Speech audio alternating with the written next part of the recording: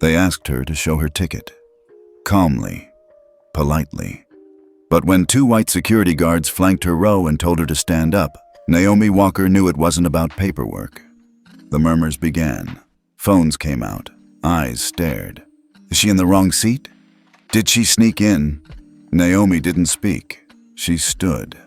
And with that one silent act, the entire cabin witnessed something unforgettable. What no one knew was that they were dragging the most powerful woman in the company off her own plane. The cabin was already humming with the quiet chaos of boarding. Luggage being stowed overhead, kids fussing, passengers settling into their seats. Naomi Walker, 42, composed and dignified in a navy blue pantsuit, had just fastened her seatbelt in seat 22A, a window seat she'd deliberately chosen. She didn't look like someone who traveled in first class, even though she always could. That was intentional. She watched the world more clearly from the back. A blonde flight attendant approached her aisle, clipboard in hand. "Ma'am," she said in a voice too smooth, "may I see your boarding pass again?" Naomi looked up, calm, brows slightly raised. "Of course." She pulled the pass from her leather folio and handed it over without a word. The attendant barely glanced at it before pursing her lips. "There seems to be a discrepancy," she said. "One moment, please." Passengers nearby shifted in their seats. Whispers sparked like dry leaves under sun. Naomi felt the temperature in the cabin drop, but her face stayed unreadable. She stared out the window as if the outside world could buffer her from what she knew was coming.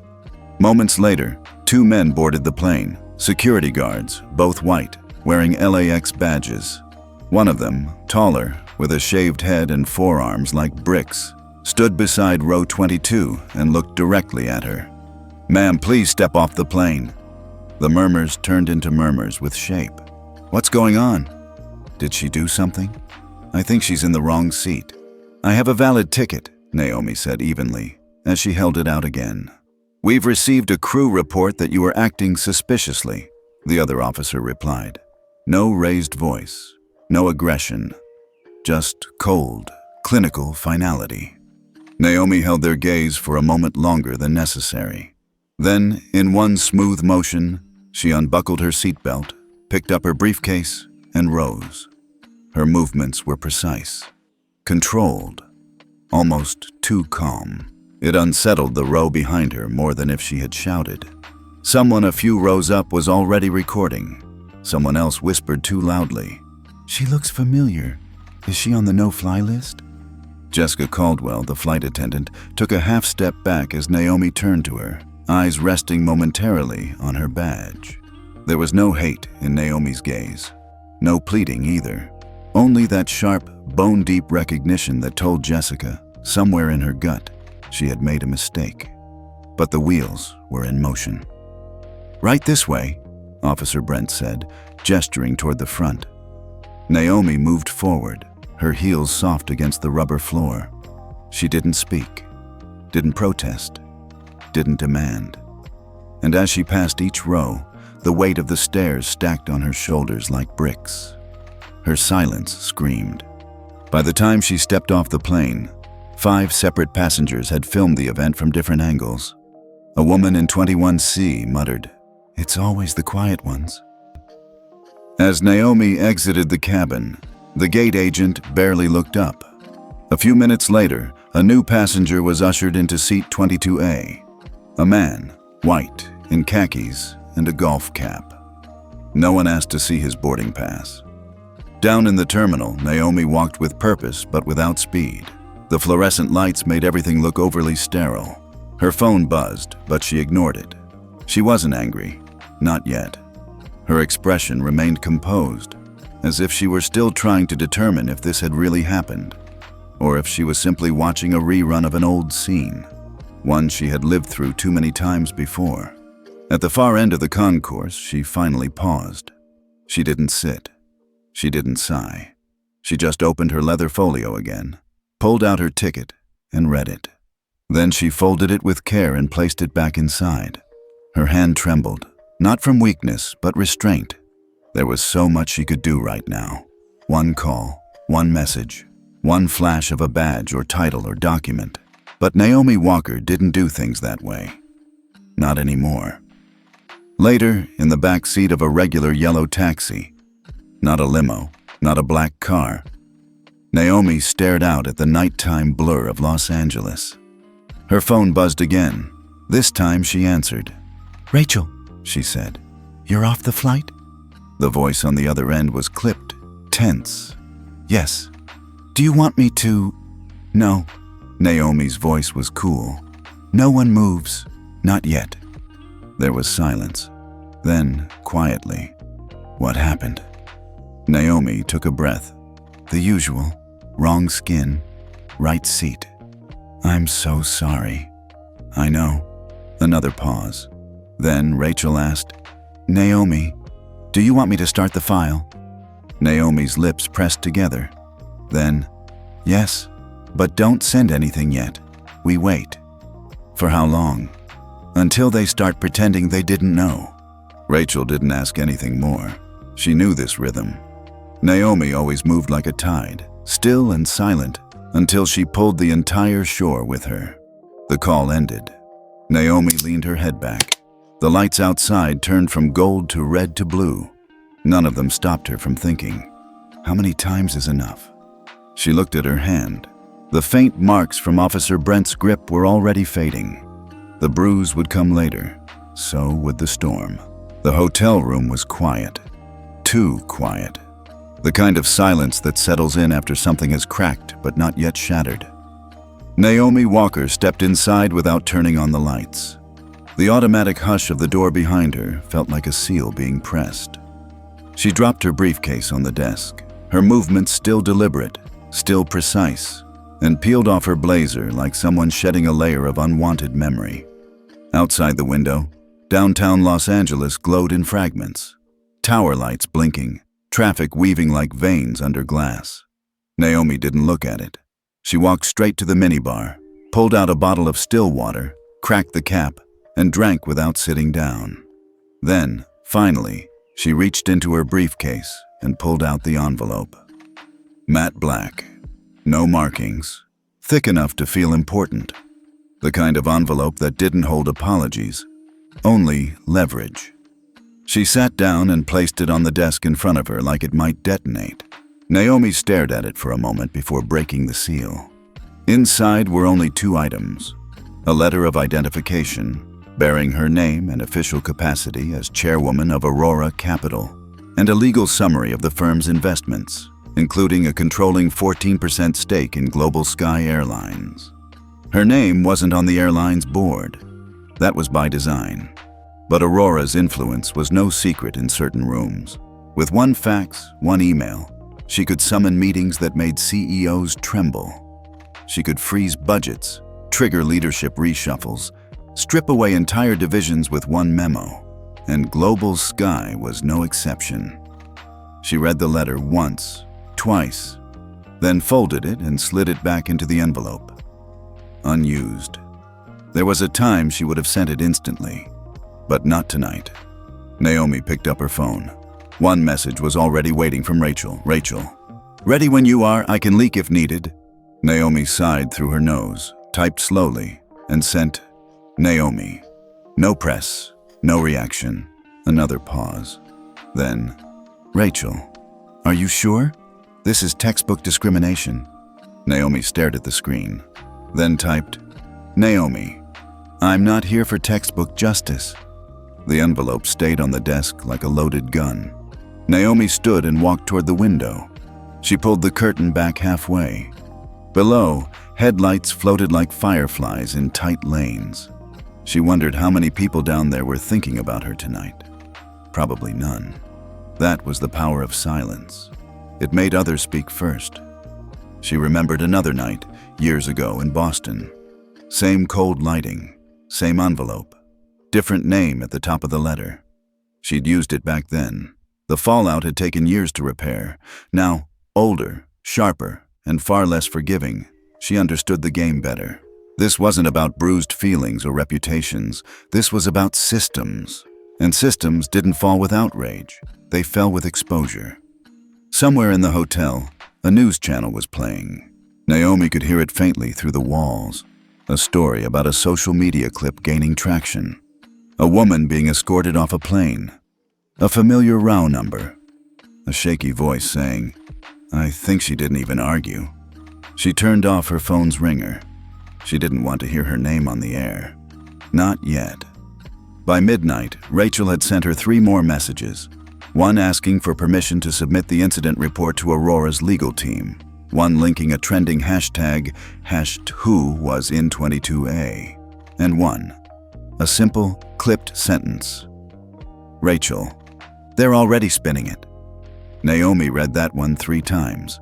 Of course they were. She knew how these things played out. Corporate crisis teams would be at DEFCON 1. Scripts were being drafted. Blame was being portioned out like rations. Someone would say she was uncooperative. Someone else would say protocol was followed. A media statement would appear by dawn, and none of them, none, knew who she was. That was her greatest weapon. Naomi finally sat on the edge of the bed. She unclasped her heels and flexed her toes. The carpet was plush, but cold. She looked toward the envelope again. Still unopened, still unweaponized. Rachel's last message was still glowing on the screen. "Rachel, do you want me to prep for PR control?" Naomi responded after a long pause. "Naomi, they don't get a reaction, they get a reckoning." Then she set the phone down. She didn't need PR. She needed to wait. She needed them to panic first. Outside, the city went on. Planes took off. Taxis lined up. Boardrooms dimmed. But in one hotel room, on the 42nd floor, a woman sat with a sealed envelope beside her and a storm quietly gathering in her chest. Rachel Monroe sat at her dining table, the glow from her laptop casting soft shadows against the wallpapered walls of her 1-bedroom apartment in Silver Lake. The clock on the stove blinked 1:04 a.m., but she hadn't noticed the time in over an hour. Her eyes were fixed on the screen, where a report was taking shape. One line, one memory at a time. Incident report. Passenger removal. LAX Terminal 5, Gate 17. She typed with precision, every keystroke laced with restraint. She knew what this was. A formal account of an informal insult dressed in regulation. She listed names, timestamps, flight numbers. But every word she wrote felt inadequate. Because what had happened to Naomi Walker was more than a procedural failure. It was a legacy failure, and Rachel knew that legacy intimately. It came back like a film reel. Harvard, 20 years ago. A lecture hall packed with students. Rachel in the back row, scribbling notes, dressed in cardigans and anxiety. Naomi, back then just another brilliant voice, had stood up to challenge a guest lecturer's theory about racial bias in hiring. "I think you're oversimplifying the data," Naomi had said. Calm, respectful, fearless. The guest speaker, a tenured economist, had narrowed his eyes and responded, "Young lady, when you've worked in real companies, you'll understand how the real world functions. Let the grown-ups talk." A few students chuckled. Others looked down at their notebooks. Rachel remembered doing neither. She had just stayed still, eyes on her page, silent. She hadn't laughed. She hadn't agreed. But she hadn't spoken either. Back in the present, Rachel blinked hard and pressed her fingertips to her temples. That moment had haunted her longer than she'd ever admitted. She had watched Naomi get dismissed, not for being wrong, but for daring to be right, while black. And now, 2 decades later, here she was typing up a report for that same woman. A woman who had risen, endured, succeeded, and tonight been forced off a plane for reasons no one could say aloud. The cursor blinked. Rachel exhaled and added a new section to the file. Subject: Walker Naomi, passenger ID 22. A status: valid ticket. Cleared boarding. No behavioral disruption recorded. Incident initiated by crew request. Grounds unspecified. She hesitated, then typed, observation. Removal occurred without justification, without due process.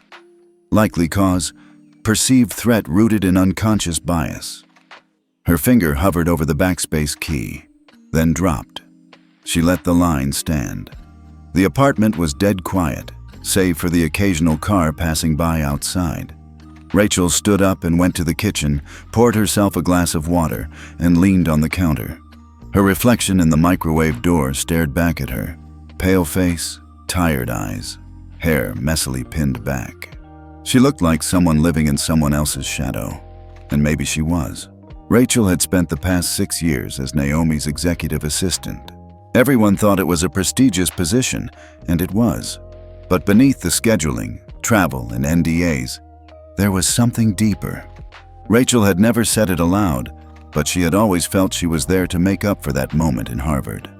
A penance, a private vow.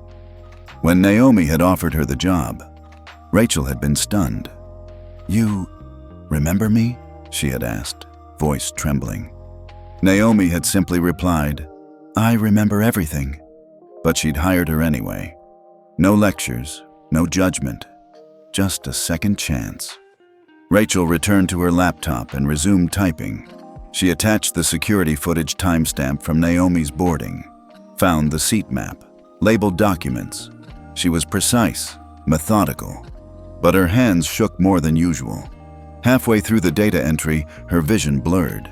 She blinked rapidly, then realized it wasn't the screen. It was her. Tears welled, unexpectedly. Not from exhaustion, not even from outrage, but from shame. She hadn't dragged Naomi off that plane. She hadn't called security, but she hadn't spoken out at Harvard, and she hadn't pushed back hard enough tonight. Not yet. Rachel pushed away from the table and walked to the window.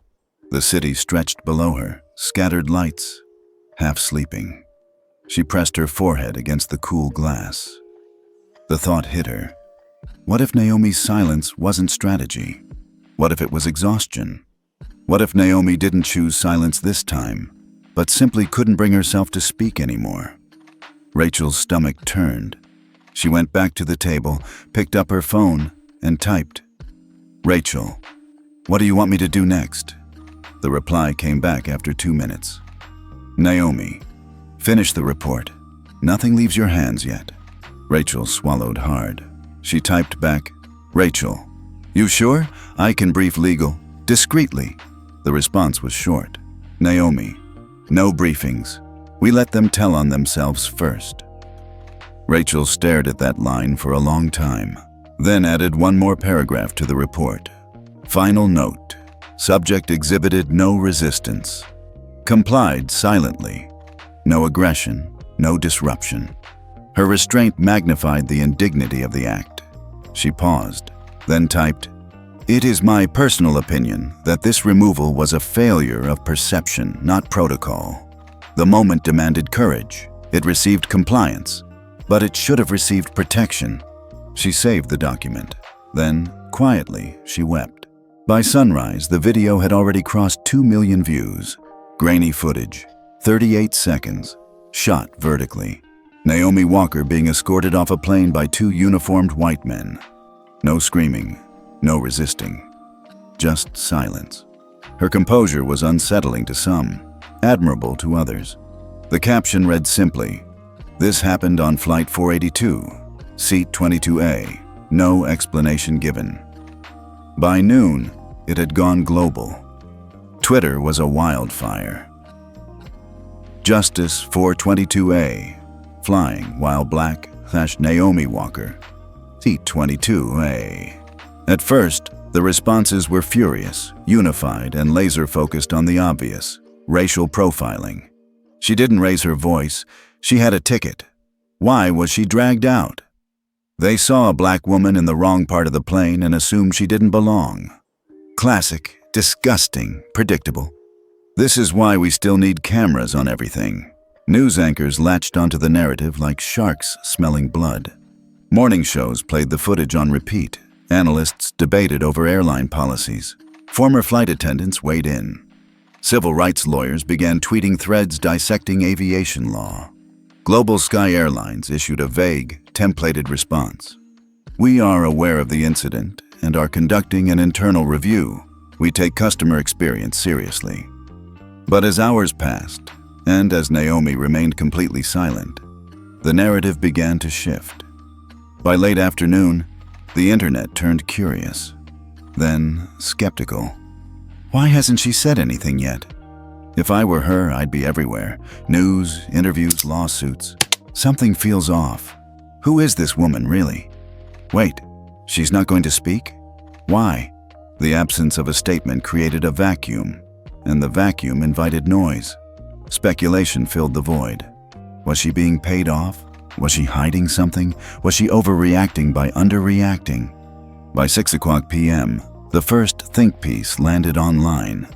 The complicated silence of Naomi Walker, and the tone had shifted from outrage to disappointment.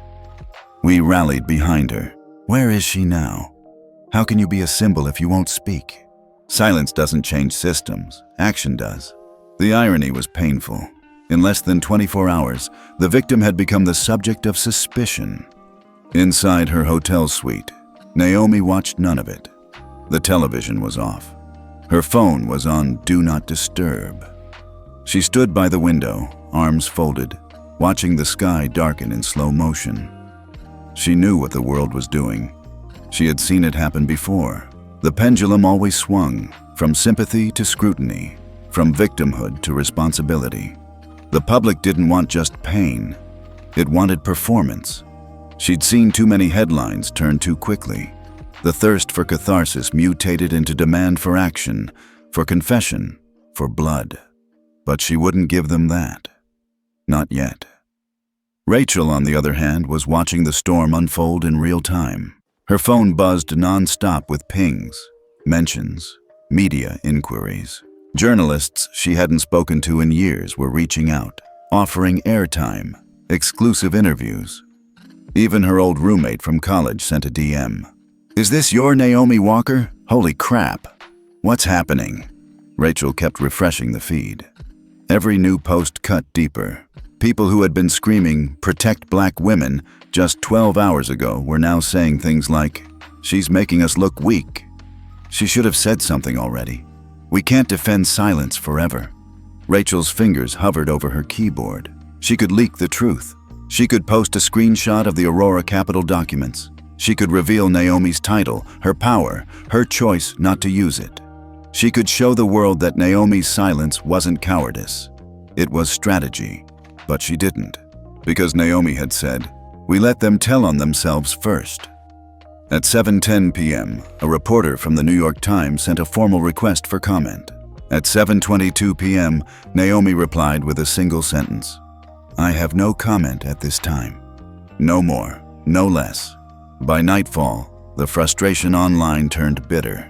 Enough is enough. She's wasting our outrage. Another viral moment, gone to waste. The worst comments weren't from trolls. They were from disappointed allies. They had projected onto her, made her a symbol, expected her to be a spokesperson, a fighter, a martyr. But Naomi had offered them nothing to carry. No quotes, no tears, no narrative arc. She had only given them a pause, and they hated her for it. Rachel stared at her screen, torn between fury and despair. She knew Naomi had her reasons, but part of her wanted to scream. This woman had been assaulted by silence once. Why embrace it again? She opened her message thread with Naomi. Rachel, "They're turning, hard." Rachel, "They think you're retreating." Rachel, "Are you sure this is the play?" The response came minutes later. Naomi, "Let them forget what a storm looks like before I bring the rain." Rachel exhaled. She didn't fully understand it, but she trusted it. Across the city, Naomi poured herself a second cup of tea. She added no sugar, no lemon, just the bitterness. She walked to the desk, sat, opened the envelope again, not to send it, not to use it, but to look at it, to remind herself the power was there, untouched, unspent. She read her own name. Naomi D. Walker, Chairwoman, Aurora Capital Holdings. She smiled. The world was angry because it didn't know what she was waiting for, and that meant she was winning. At exactly 8:03 a.m. Pacific Time, every member of the Global Sky Airlines Executive Board received an encrypted email with no subject line. There was no signature, no sender, just a message. Before you issue another sanitized apology, you should know who you removed from seat 22A. Attached were 3 files. A video clip from the internal security camera mounted above row 22 on Flight 482. A scanned letter of ownership from Aurora Capital Holdings. A full shareholder report listing Naomi D. Walker as chairwoman and the largest individual voting power behind the company's second biggest institutional investor. The video played without sound. Naomi sitting quietly, composed, responding to the crew, showing her ticket, remaining still as the security guards approached. Not one raised voice, not one flinch. Just silence and dignity as she stood and was escorted out. The image froze on her walking down the aisle, briefcase in hand. The digital timestamp glowed like a countdown. In a boardroom on the 17th floor of Global Sky's Los Angeles headquarters, CEO Logan Freeman stared at the screen in front of him, color draining from his face. "Jesus Christ," he muttered. "We dragged out our own Capitol chair." The room was dead silent. Someone on the far end of the table cleared their throat. "Is this real?" "It's verified," said Maria Chen, VP of Communications. Her voice was flat. "That's our internal video feed, and that shareholder document is genuine." Logan stood, walked toward the projection screen. His hand trembled slightly as he pressed pause. Naomi's frozen image stared back at him. He had seen that face before, but he hadn't recognized it. Not in the video, not in the reports, not even during internal investment meetings. Because Naomi Walker had never once asked to be seen, and now the world was starting to see her without her even asking. "We need to respond," said Chief Counsel Henry Ortega. "If the board sees this before we issue something public..." "They already have," Maria interrupted. "The email was blind copied to the full shareholder distribution list." Logan turned slowly. "You're telling me our entire board just learned we racially profiled the most powerful woman behind our funding?" "Yes." He sat down hard. No one dared speak. Then he whispered, mostly to himself, "Who leaked this?" It wasn't Rachel. She was in her apartment, still in her hoodie from the night before, pacing. She hadn't seen the email. Not yet. But her phone lit up like a slot machine. Messages from Aurora's internal contacts. Even a vague ping from a Reuters source. Someone had pulled the trigger, but it hadn't been Naomi either. That much Rachel knew. Naomi never moved first. That wasn't her way. So who? Naomi received the email at the same time the board did. She was already dressed. Slate gray blouse, hair pulled back. Her hotel suite looked untouched, like she hadn't slept there at all. She sipped her tea, scrolling through the message slowly. She watched the video again. Her own face, her own quiet. Then the shareholder document. Her name in crisp black serif font. She set the phone down, thought for a long moment, then smiled. It wasn't the leak that surprised her. It was the timing. Someone wanted to protect her, without asking. Someone inside the system. At Global Sky HQ, chaos bloomed beneath the surface.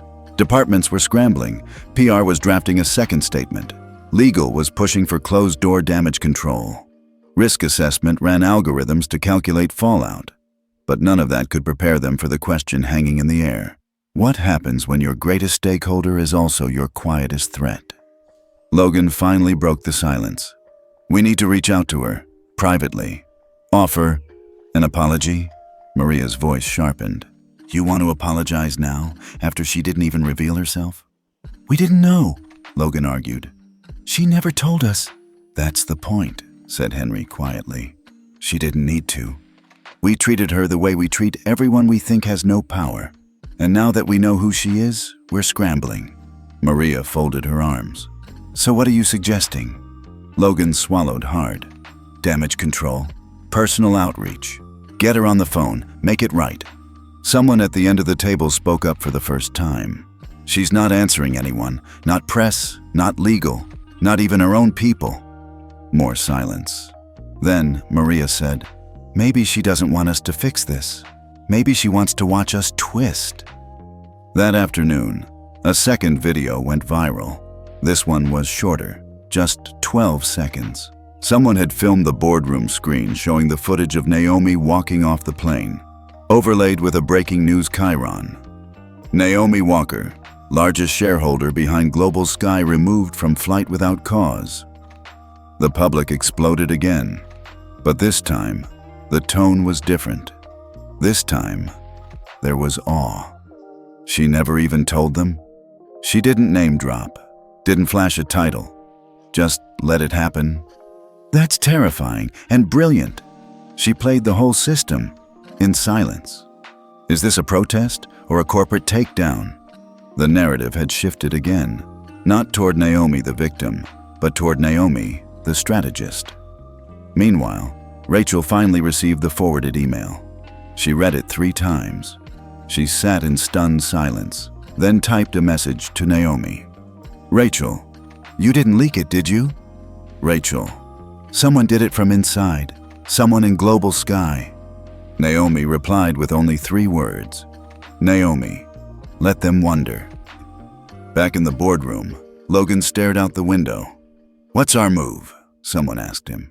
He didn't answer. He was still seeing Naomi's face, calm, unmoved, walking down the aisle. The silence she wore like armor, the power she never had to declare.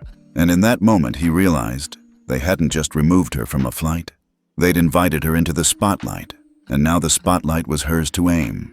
The media trucks began lining up outside Global Sky's headquarters before 9 o'clock a.m. By 10:15, every major outlet, from CNN to BBC, even Al Jazeera, had a live stream up and waiting. Cameras zoomed in on the polished glass doors of the building. Reporters whispered into microphones. The phrase, "corporate racial reckoning," scroll ticked across every chyron. Inside the building, CEO Logan Freeman adjusted his tie with shaking hands. He had aged 10 years in the past 2 days. His usual confidence, slick, rehearsed, was nowhere to be seen. He looked like a man about to apologize to a ghost. The communications team had spent the whole night prepping him. The backdrop had been carefully chosen, subdued blue, framed with the Global Sky logo. His speech was drafted, printed, and practiced 17 times. And yet, as he walked toward the press room, one phrase kept looping in his head. "We removed a chairwoman without asking who she was." Rachel watched the press conference from her apartment, coffee forgotten and cold on the table. Naomi, as expected, was not watching. She was reading a policy document. At 10:30 a.m., Logan stepped up to the podium. He cleared his throat. "Good morning," he began, his voice just above a whisper. "We're here today to address a situation that has deeply impacted not only our company, but the trust of the public we serve." He paused. Cameras clicked. 2 days ago, a passenger on Flight 482 was removed from our aircraft after a report was filed by a flight attendant. That passenger was Naomi Walker, chairwoman of Aurora Capital and a key investor in Global Sky Airlines. He let the name hang in the air. Murmurs surged in the crowd. We did not recognize her. We did not treat her with the dignity she deserved, and for that, we are deeply sorry. Online, reactions came in waves. "Finally! Too late." He's reading. Look at his eyes. This is scripted. That's not an apology. That's damage control. Rachel refreshed Twitter every 5 seconds. Naomi Walker had returned to the top trend, but this time it was fractured. One camp treated Naomi like a legend. She didn't need to yell. She made the whole building bow just by standing still. That's black excellence in silence. Naomi Walker is the blueprint. The other camp was turning hostile again. Where is she now? Still no statement? What kind of leader is this? Being powerful means being responsible. Speak up. Rachel stared at the comments, her thumb hovering over the keyboard. She wanted to reply, to defend Naomi, to explain that silence was a tactic, not a weakness, that Naomi didn't want to win just the moment. She wanted to dismantle the engine that created the moment. But she didn't post. She just opened her chat and messaged, "Rachel, they're calling it cowardice now." Naomi's reply was instant. "Naomi, let them." Rachel, "They think you're hiding." Naomi, "I'm rebuilding."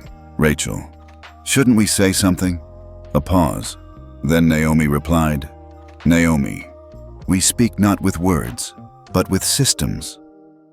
Rachel leaned back in her chair, that line echoing like a chime. "We speak not with words, but with systems." Of course, the public wanted a quote, a headline, a tweet they could retweet and say, "I support this." But Naomi was building something slower, colder, permanent. And systems didn't tweet. They rewrote protocols. They changed hiring pipelines. They restructured training modules. They rewired values.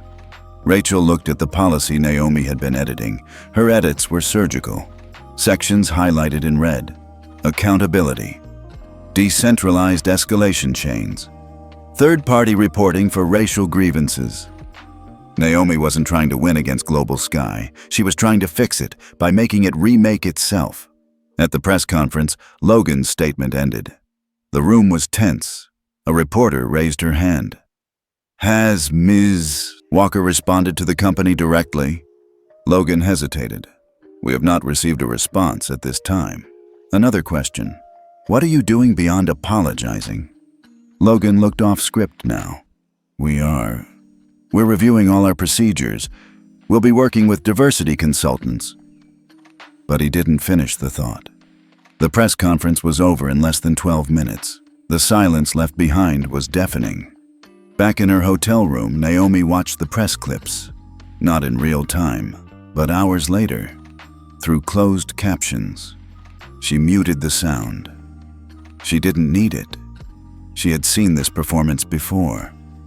Different faces, same dance. Apology, deflection, promise, reset. But this time, the difference was in what came after. Because she had already submitted something that morning, not to the media, but to Aurora Capital's Internal Ethics Council. A draft directive, motion, reevaluation of investment relationship with Global Sky Airlines pending measurable structural changes. It wasn't flashy, but it had teeth. If the board passed it, it would trigger a hold on funding, executive review, and automatic internal audit. Naomi knew they would feel that more than any soundbite on CNN. Rachel finally called. Naomi answered on the second ring. "You're really not going to speak?" Rachel asked, her voice tired but firm. Naomi exhaled slowly. "Let them talk. I'll move while they're still busy shouting. And if they turn completely, then they never wanted change, just noise." Rachel didn't argue. She simply said, "I sent the draft." Naomi nodded, as if Rachel could see her. "Good. Let's see who votes for silence. And who votes for structure." Outside, the sun began to set. And inside Naomi's suite, her laptop glowed with a single open tab. Board approval. Pending, 5-9 votes cast. She closed the screen, sat back, poured another cup of tea. The house wasn't just on fire anymore, it was burning in her direction. And for the first time in a long time, Naomi smiled. It started with a leak. Not another video, not another email. This time, it was a story. Published at 6:42 a.m. on a mid-tier investigative blog. The headline was simple but piercing. Before Seat 22A, Naomi Walker's quiet war with the system. The author was anonymous. The article was not. It traced Naomi's history, specifically a little-known lawsuit she had filed 17 years earlier against a Boston-based hedge fund that had quietly terminated her after she raised concerns about racially biased promotions. At the time, she had been the firm's youngest portfolio strategist, the only black woman on the team. The article was surgical in its details. It described how she had filed an internal complaint first, waited for months, was iced out of meeting, removed from high-profile accounts, then cut under the guise of organizational restructuring. She had filed suit, on principle, not for money, and she had lost. Not in court, in silence, no news coverage, no allyship, just NDA settlements and polite removals. Her name had disappeared from finance circles for 2 years. The story suggested that what happened on Flight 482 was not Naomi's first fire. It was her return. The article exploded within hours. Major outlets picked it up, validating the facts. Screenshots of court filings, quotes from ex-colleagues, some anonymous, some brave. She was brilliant. Everyone knew it. But she scared people. When she filed, we all shut up. We were told to. I saw what happened to her. I still regret not speaking up. It hit the internet like a match on gasoline. She's not just surviving. She's circling back. They tried to erase her. Now she owns their funding. Naomi Walker is playing the long game. A hashtag revived from her past appeared. #Walker was right. Inside Global Sky's top-floor boardroom, Logan Freeman held the printed article like it was radioactive. He had already watched the stock market tremble overnight. Minor investors pulling back, pre-market jitters, legal inquiries stacking in. But this was gasoline on a corporate bonfire. He threw the paper down. Why wasn't this in her profile? Because it was buried, said Maria Chen. Sealed court records. She never used it publicly, never even hinted. Henry, the counsel, shook his head. And now it's out. Now we look like part 2 of her trauma. Logan ran a hand over his face. We are part 2. No one argued. At Aurora Capital, Rachel read the article alone at her desk. Her stomach twisted, not from shock, but from guilt. She hadn't known the full story. Naomi never spoke about Boston, never mentioned the lawsuit, never said a word about the erasure. And Rachel, who had watched her quietly bear the fire from the airline incident, now understood. This wasn't just about a seat. It was about the system that taught her how to disappear and how to rise anyway. Rachel messaged Naomi. Rachel, you should have told me. A few minutes later, Naomi, you would have tried to protect me. Rachel, isn't that my job? Naomi, no, your job is to help me burn down the parts they thought would survive me. Meanwhile, Naomi was in her suite, standing in front of the mirror. The article was open on the table. She hadn't cried, not once. She didn't feel vindicated or exposed. She felt real, finally. She thought of Boston, of sitting in a courtroom alone, of the partners who wouldn't look her in the eye, of the way the system had consumed her courage, chewed it, and spat it back out in legal jargon. She had spent years rebuilding, learning to move differently, not louder, not flashier, but deeper. And now, with a single article, the quiet battle had gone loud. The ripple effects came fast. That afternoon, Bloomberg reported that Global Sky's IPO, scheduled for the following quarter, was under internal review. Investor confidence wavered. Aurora Capital issued a soft freeze on funding disbursements until alignment protocols were reaffirmed. Translation: no more money until you fix your rot. Logan stood before the board, sweat lining his collar. This is a calculated strike, he said. She could have used the Boston story years ago. She didn't, but now someone leaked it. Someone who wants her seen as a pattern, not a person. Henry said quietly, maybe that's what she is. Logan turned to him, eyes narrow. Henry didn't blink. Maybe she's not here to make you apologize. Maybe she's here to make you pay. Social media reached a boiling point. Naomi Walker is what happens when you silence a woman who knows how systems work. She was buried, but she became soil. You can't cancel someone who never begged to be included. New artwork appeared, murals, digital portraits, think pieces titled, "The Woman Who Outlived the System That Tried to Erase Her." And through all of it, Naomi said nothing. No interviews, no posts, just one quiet move. She updated her LinkedIn bio, Under Chairwoman Aurora Capital, a single new line, formerly erased, now structural. Back at Global Sky, Logan stared at the live stock ticker on the wall. Red arrows, declines, pending investigations. He closed his eyes, and he saw her again. Seat 22A. Not screaming, not resisting, just watching. The most dangerous thing a system can face isn't rage, it's memory. The meeting was scheduled in secret. No press, no board-wide broadcast, no advisors. Just 6 people in a soundproof conference room on the 23rd floor of the Aurora building in downtown Los Angeles. Naomi Walker entered precisely on time. No entourage, no briefcase, no makeup team. Her dark navy suit looked as calm and composed as she did. Not a trace of sweat, not a single loose strand of hair. Across the table sat CEO Logan Freeman, flanked by Maria Chen, Henry Ortega, and 3 silent executive directors. They all stood when Naomi entered. She didn't ask them to. She didn't gesture for them to sit either.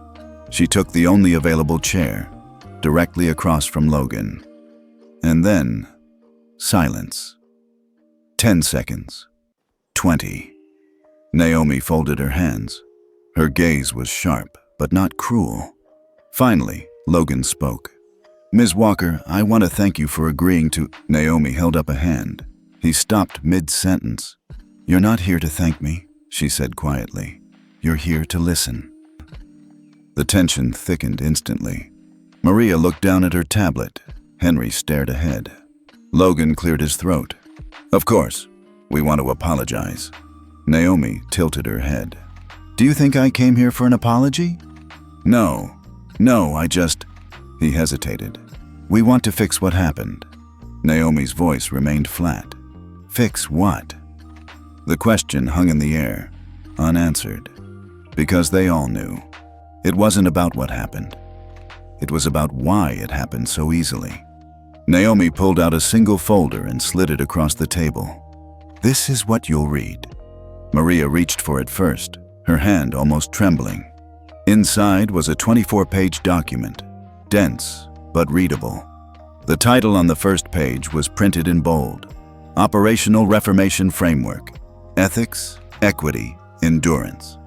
Logan scanned the first few sections. Mandatory anti-bias training for all flight crews and management. Revamped recruitment pipelines to diversify hiring pools at all levels. Anonymous reporting channels accessible via mobile app, reviewed by third-party ethics panels. Mandatory transparency reports made public quarterly. A revised code of conduct, enforceable through contractual clauses. Real consequences, real accountability, real change. He looked up. "You wrote this?" Naomi nodded. "With my team." Logan swallowed. "This is, ambitious." "No," Naomi said, leaning forward slightly. "This is the minimum." Henry adjusted his glasses, flipping through the appendix. "This requires restructuring entire departments." "Yes, and oversight from external auditors." "Yes." "This is—" He trailed off. Naomi finished for him. "What reform actually looks like when it doesn't benefit the people in charge?" Maria closed the folder gently. "And if we say no?" Naomi didn't blink. "You lose 14% of your operational capital within 30 days. Aurora will not just divest. We will file for ethics-based breach of trust and pull all co-aligned investors with us." Maria's lips parted slightly. Henry whispered, "That could cripple us." Naomi smiled, faintly. "It won't. Not if you do the right thing." Logan sat back in his chair. His shoulders slumped. Not in defeat, but in awakening. "We always thought silence was a tactic," he said slowly. "We never realized it was your weapon." Naomi said nothing. She didn't need to. Maria glanced again at the document. "The tone is not punitive." "It's not meant to be," Naomi replied. "Punishment teaches nothing, but choice does." The executives exchanged glances. It was not what they had expected. They thought she would demand a public apology, demand resignations, demand their humiliation. But what she brought instead was a blueprint for survival, a chance to make it right. Not for her, but for the system they still had time to reshape. She was giving them a choice. Naomi stood. "You have 48 hours to decide," she said, collecting nothing. "The next move is yours." Logan stood reflexively. "Wait." Naomi paused. He looked at her, not as a CEO to a shareholder, but as a man finally seeing the edges of his blind spots. "You could have destroyed us." "I still might," Naomi said, with no malice. Then she walked out. The room remained still after she left. Maria broke the silence. "She didn't flinch once," Henry added. "She didn't have to." Logan said nothing. He looked down at the document, then back at the door she had exited. News didn't cover the meeting. There were no leaks. But by the next day, whispers started spreading across internal company Slack channels. "Something's changing. Policy update doc incoming. New ethics codes being drafted. Word is, Walker handed them a grenade, with the pin still in." But Naomi didn't move again. She didn't post, didn't speak. She was waiting, letting them face the choice without her forcing their hand. Rachel messaged her that night. Rachel. They looked stunned. Naomi. "Good." Rachel. "You didn't threaten them." Naomi. "I didn't need to." Rachel. "You gave them a chance to be better." Naomi. "And now I get to see who they really are." Logan called an emergency meeting at 6 a.m. the next morning. Every executive returned. Every folder reopened. No one slept much. And by noon, they voted. Unanimously. Yes, the system didn't break that day, but it bent, for the first time, in the right direction. Because Naomi Walker hadn't demanded change. She had designed it, and she gave them the dignity of choosing it for themselves. That's what made her dangerous. That's what made her unforgettable. The first department to change was human resources. Rachel oversaw it herself, triple-checking the new onboarding documents Naomi had approved. Language around bias, cultural fluency, and anonymous reporting protocols were embedded into every level. Not just policy, practice. Then came flight operations, new training modules, a direct hotline to a third-party ethics firm. All staff were required to complete a 3-week compliance course, not online, not passive. In person, with case studies, role plays, accountability logs. By the end of the month, over 11,000 Global Sky employees had entered what they jokingly called the Walker Protocol. But no one was laughing at its results. At Aurora, Rachel worked around the clock, coordinating review boards, fielding calls from legal, managing quiet invitations from 3 other major airlines. Yes, other companies wanted the blueprint. They had seen the fallout. They had seen how Naomi turned humiliation into system reform. And now they wanted to avoid being next. They didn't want a scandal. They wanted a Walker plan. Rachel watched as interest came not just from airlines, but financial firms, hotel chains, even tech startups. The world wasn't just watching. It was shifting. The press dubbed it Corporate Me Too. Not about gender this time, but about the structures that silently enable discrimination while pretending to be inclusive. Think pieces filled every column. What Walker proved is that silence doesn't mean compliance, it means strategy. A system can't be reformed from outside alone. It needs insiders willing to rebuild it. She turned a seat into a stage and never stepped on it. And through it all, Naomi Walker said nothing. No press release, no interview, no triumphant victory tour. She worked, she read, she watched, and she remained impossibly, purposefully silent. One afternoon, Rachel's office line rang with a flagged internal extension. She almost let it go to voicemail until she saw the name. Jessica Caldwell, the flight attendant, the one who started it all. Rachel hesitated, then picked up. "Monroe." The voice on the other end was fragile, smaller than she expected. "Hi, this is Jessica Caldwell. I'd like to request a meeting." Rachel stiffened. With who? With Naomi. She brought it to Naomi immediately. Naomi didn't flinch, didn't raise an eyebrow. Tell her yes, she said. Rachel blinked. Are you sure? She needs it more than I do. The meeting was held in a neutral conference room in Aurora's secondary tower. No cameras, no recording devices, just 2 chairs, a carafe of water, and the sound of humming vents. Jessica arrived early.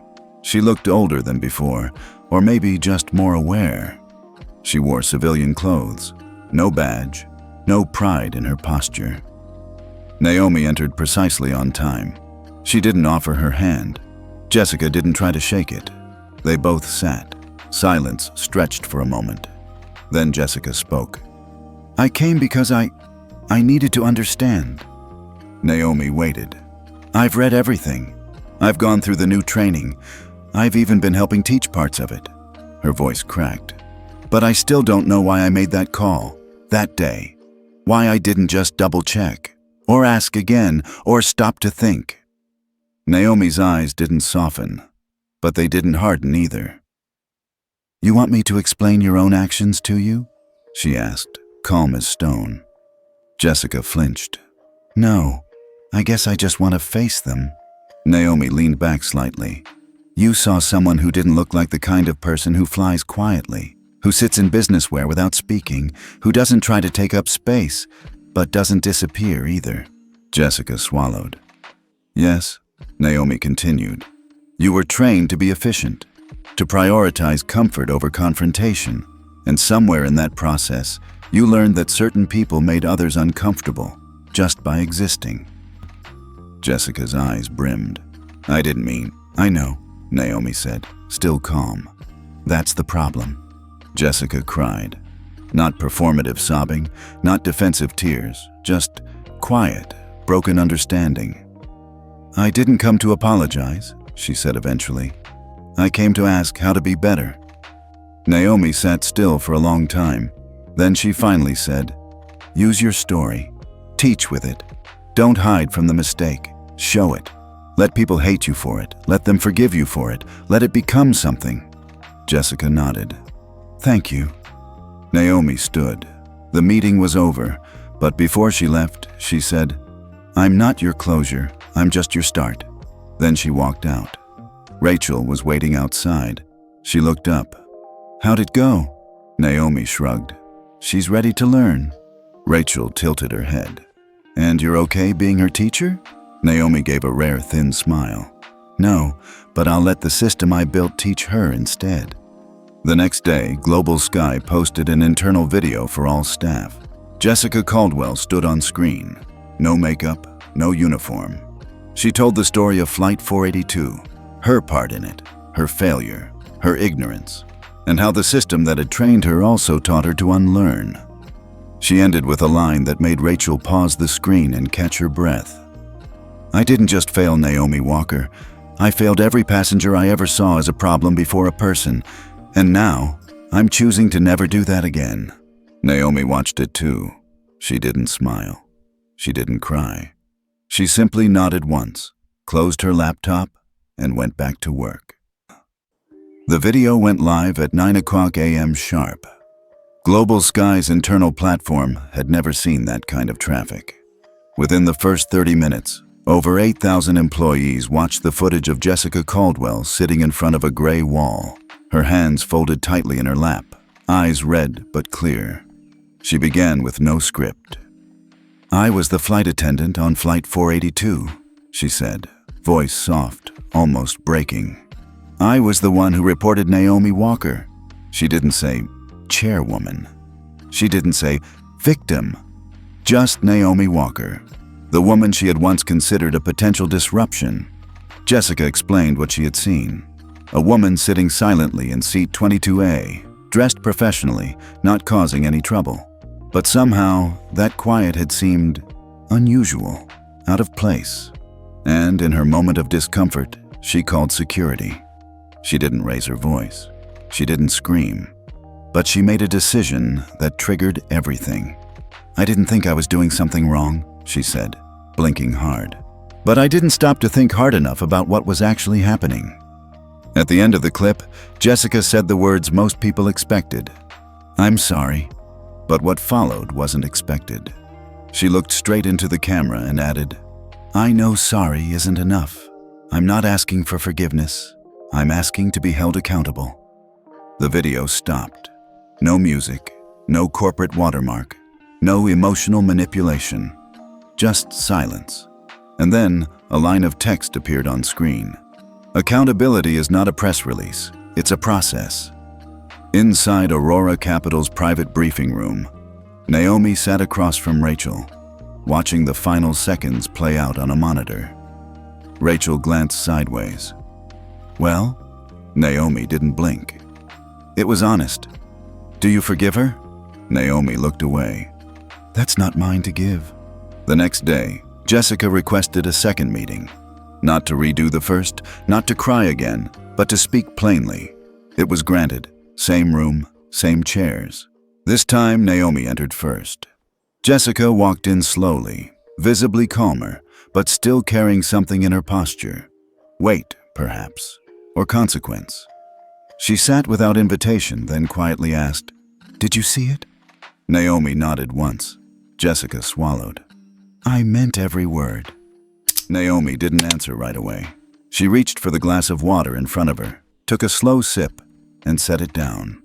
Then, calmly, "Did you mean the part where you said you didn't intend harm?" Jessica's throat caught. "Yes, I didn't mean for it to escalate like that. I didn't think, that's the part I want you to sit with," Naomi said, her voice never rising. "You didn't think." Jessica nodded, eyes wet again. "I thought I was following protocol. I didn't see color, I just—" Naomi interrupted. "You didn't see me? That's the problem." Jessica fell silent. "You followed a protocol designed to prioritize comfort over justice," Naomi continued. "And that protocol was written by people who never had to wonder if they belonged in a seat." There was a long pause. Jessica finally said, "I understand that now." Naomi leaned back. "Do you?" Jessica looked up. "I'm trying." Naomi let the words hang. Then she said, with an edge of cold steel, "Intent does not erase impact. No one gets to hide behind what they meant when someone else is already bleeding." Jessica closed her eyes. "I'm not asking for anything. Not your forgiveness, not redemption." "I know." Jessica opened her eyes again. "I just needed to say it out loud. To you, not to the camera. To you." Naomi stood. The conversation was over. But before leaving, she turned to the door and added, "I don't need you to apologize. I need you to never be the reason someone else does." Then she walked out. Outside, Rachel waited. "Did she ask for forgiveness again?" she asked. Naomi nodded. "In her way." "Did you give it?" Naomi looked out the window. "That's not what she needed." Back in her own apartment that evening, Jessica sat alone. She watched the sun crawl down behind the skyline, casting long shadows across her living room floor. She wasn't sure what to feel. She had spoken. She had cried. She had faced the woman she had wronged. She had not been yelled at, not condemned, not forgiven. But still, something had changed. She understood now that the harm she caused wasn't a single act. It was part of a pattern, one she had ignored, dismissed, or contributed to with every polite report, every unquestioned protocol.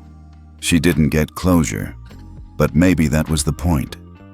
Rachel wrote a summary of the meeting, filed it for internal review, then deleted it from her desktop. Some stories didn't belong in reports. Some consequences had to live outside the lines. Naomi, back in her suite, poured herself tea. No news tonight. No interviews, no celebrations, just the hum of a system adjusting to new rules. She didn't think about Jessica. She thought about the next step, and then the next, and then the one after that, because forgiveness was too small a goal for the kind of change she was building. What she wanted wasn't repentance, it was reconstruction. The boardroom was filled with tension so thick it might as well have been bulletproof glass. 11 directors sat around a polished obsidian table. No coffee, no jokes, no pleasantries. The projection screen at the front of the room displayed a single sentence. Proposal: Aurora Capital divestment from Global Sky Airlines due to ethical non-compliance. Logan Freeman sat at the head of the table, flanked by legal counsel and two PR executives who looked like they'd aged a decade in 2 weeks. Everyone knew what this meant. If passed, Aurora would begin offloading their 14% stake in Global Sky within 7 business days. A public statement would follow. The message: we no longer trust this company to operate with integrity. In corporate terms, it was a death sentence. In Naomi's terms, it was a last chance. But Naomi wasn't in the room. She was never supposed to be. Her role in this was never about showing up in the headlines. She operated behind the curtain, just like she always had. The email she had sent the night before was only 1 paragraph long. You have until noon tomorrow to finalize the reformation terms we agreed upon. If not, Aurora will begin a full divestment and will make our reasoning public. The choice is yours. There were no threats, no emotional appeals, just leverage. Rachel watched from a small private office adjacent to the boardroom. She sat alone, monitoring every vote as it came in, every hesitation, every side-eye among the directors. 7 votes, then 8, then 10, and finally 11. Unanimous. The vote passed at 11:42 a.m. At 11:43, Rachel texted Naomi. Rachel, it's done. All votes in. They chose reform. Naomi's reply was just 2 words. Naomi. Good. Begin. By that afternoon, Aurora Capital released a short, 1-page internal bulletin. Not to the press, not to the public, just to its employees and investment partners. We are committed to ethical stewardship across all sectors. Compliance is not optional. It's our baseline. There was no mention of Global Sky, no mention of Naomi, but the entire industry understood exactly what it meant. That evening, Rachel's inbox lit up. 3 morning shows, 2 evening panels, a TED Talk invitation, 4 magazines asking for exclusive interviews with Naomi Walker. She forwarded them all in one batch. Then she waited.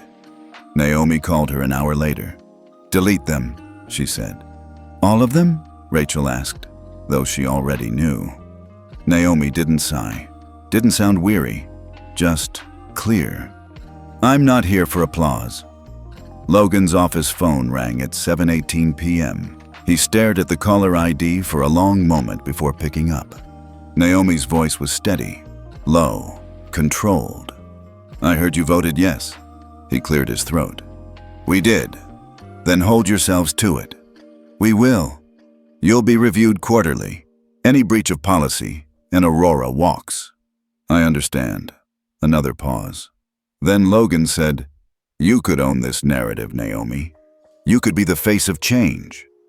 Naomi's voice turned sharper. I don't need to be the face. I just need to make sure no one else ends up under a boot while holding a valid boarding pass. Then she hung up. The next morning, headlines rolled out fast. Global Sky agrees to sweeping reforms after silent pressure from major investor. Aurora forces structural change without a word from Chairwoman Walker. The woman who changed aviation without a single interview. But still, Naomi said nothing. Inside the company, changes came fast. Internal audits were publicly posted, training modules updated. The Walker Clause was written into Global Sky's employee handbook, a mandatory review process triggered by any passenger removal requiring third-party review. 1 executive quietly resigned. 2 others were reassigned. The ripple had become a wave. And Naomi? She stayed out of it all. No talk shows, no articles, no red carpets or photo ops. She kept her head down and her systems tight. Rachel once asked her why. You changed everything, she said. Why not take the credit?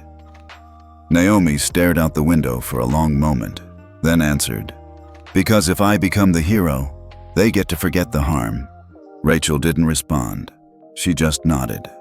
In an internal leadership memo, a Global Sky VP wrote, "This was not a victory forced upon us. This was a choice we made under pressure, and the person who applied that pressure never asked to be thanked. That's what leadership looks like." In Naomi's suite that night, she sat at her desk, looking over a stack of proposals from other industries asking for her guidance. Hotel chains, logistics companies, retail conglomerates. They didn't want to be the next cautionary tale. They wanted to be the next success story. Naomi picked up a pen and began drafting a new document. She titled it, Structural Accountability Index, Cross-Industry Edition. Because one company had changed. Now it was time for many more. The terminal at LAX looked no different than it always had. The same polished floors, the same antiseptic air, the same mechanical voices calling out gate numbers like a lullaby for the weary. But this time, something was different. As Naomi Walker stepped through the security checkpoint, a hush followed her. It wasn't the silence of shock or surveillance. It was reverence. Uniformed staff, agents, attendants, janitors, stood quietly along the corridor. They didn't speak, they didn't wave. They simply bowed their heads as she passed, one by one. Naomi wore a charcoal blazer, travel pants, and the same black shoes from Flight 482. She moved like she always did, slow, deliberate, grounded. No security detail, no press, no fanfare, just her and the memory of everything this airport had once stolen from her, and everything it had unknowingly returned. At Gate 17, a line of cabin crew stood beside the entrance. They didn't stop her, didn't scan her ID again. Instead, the lead attendant, middle-aged, weary-eyed, simply said, "Welcome aboard, Miss Walker." Naomi gave a faint nod and stepped through the jet bridge. Inside the plane, passengers were already seated. Some glanced up, some blinked in surprise. A few gasped softly, phones instinctively twitching toward camera mode, only to stop themselves. Naomi walked past first class, then business, then the premium economy section. She stopped at row 22, seat A, the same seat, the same window, the same view. She sat down. No one said a word, but everyone felt it. A mother across the aisle leaned down toward her daughter, who looked maybe 6 or 7. The girl whispered, "Mom, who is that?" The woman smiled softly. That's the woman who taught the world how to respect without shouting. The seat was no different. The tray table still creaked slightly. The armrest still wobbled, but everything about the moment felt reborn. Because Naomi wasn't there to reclaim the seat. She was there to remind herself, and everyone watching, that it was always hers. Rachel had offered her a first-class ticket. Naomi had declined. She didn't want champagne or legroom. She wanted the aisle. She wanted the tension. She wanted the memory. A few rows behind her, a teenage boy nudged his older brother. "Is that her? From the article?" "Yeah," the brother replied. "She's the reason we had to take 3 ethics modules this month." The boy grinned. "She's kinda badass." Up in the cockpit, the captain received a discreet notification from ground staff. He glanced at it, then at the passenger manifest, then back at the door. He stood up, walked back to row 22, and without saying a word, offered Naomi his hand. She didn't shake it. Instead, she nodded. It was enough. He returned to the cockpit. The plane began its pre-flight checks. Naomi leaned against the window. The tarmac stretched endlessly. The sun had begun to set, washing everything in gold and copper. It reminded her of that first day, of the moment everything snapped into motion. The shame, the restraint, the camera lenses, the silence, and now the after. She thought of Jessica, of Logan, of Rachel, of the janitor who had nodded at her as she exited Flight 482 with dignity instead of fury, of the hundreds of employees who had changed their behavior because of a single act. And still, she had never spoken publicly. That was the twist. That was the legacy. At 6:11 p.m., the plane began taxiing down the runway. Naomi closed her eyes. Seat 22A hummed beneath her, the cabin filled with the soft rumble of ascent. And then, like a curtain lifting, the wheels left the ground. She didn't smile, but she felt it. That thing she never got the first time. Peace. Back at Aurora, Rachel stood by the 12th floor window, holding a small envelope Naomi had left on her desk. Inside was a note. It's not about being right. It's about changing what being right even means. Rachel closed her eyes. The sky outside was painted in the same gold as the one above LAX. When the plane landed 3 hours later, Naomi waited until every passenger had disembarked before standing. She walked calmly to the exit. At the door, a young flight attendant stood with her hands clasped in front of her. She whispered, "Thank you for everything." Naomi didn't respond. She stepped out into the walkway and disappeared into the terminal. No camera followed. No flashbulbs burst. Only a janitor pushing a mop paused, nodded, and returned to cleaning. 2 days later, a photo circulated online. A blurry shot from seat 24C showing Naomi gazing out the window of seat 22A. No caption, no tag, just quiet awe. And that was enough to remind the world. Sometimes, the most powerful voice is the one that doesn't speak at all.